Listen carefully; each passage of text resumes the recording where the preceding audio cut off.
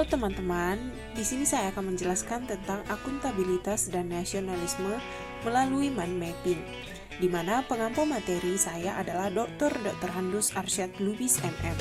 Saya angkatan 61 dengan nomor absen 08 Vini Bro Simanjorang. Saya peserta Latsar CPNS 2021 BPSDM Sumatera Utara, LPP Agro Nusantara Wilayah Medan.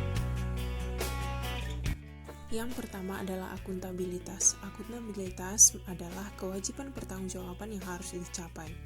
Akuntabilitas merujuk pada kewajiban setiap individu, kelompok, atau institusi untuk memenuhi tanggung jawab yang menjadi amanahnya.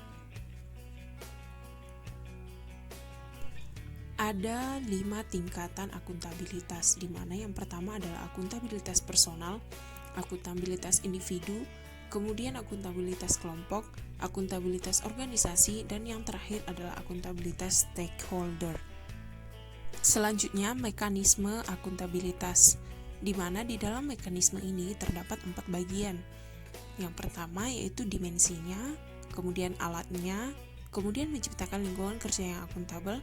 Ciri-cirinya adalah kepemimpinan, transparansi, integritas, tanggung jawab atau responsibilitas, keadilan, kepercayaan, keseimbangan, kejelasan, dan konsistensi.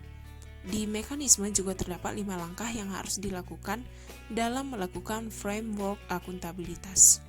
Di subbahasan selanjutnya adalah PNS yang akuntabel.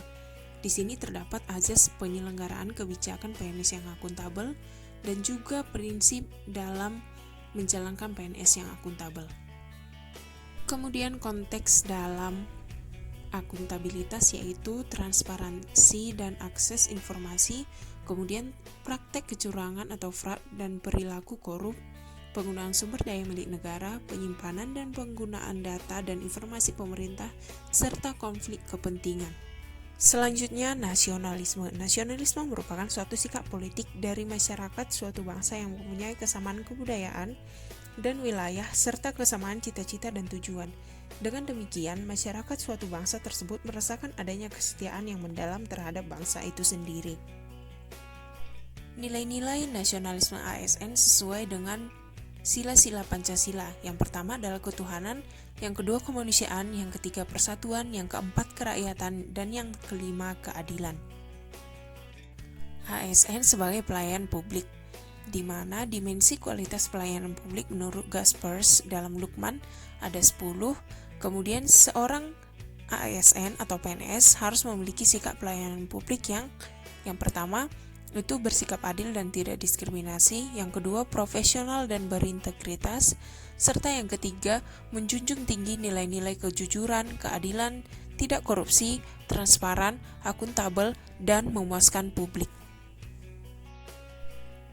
Dan yang terakhir adalah peran ASN sebagai perekat dan pemersatu bangsa.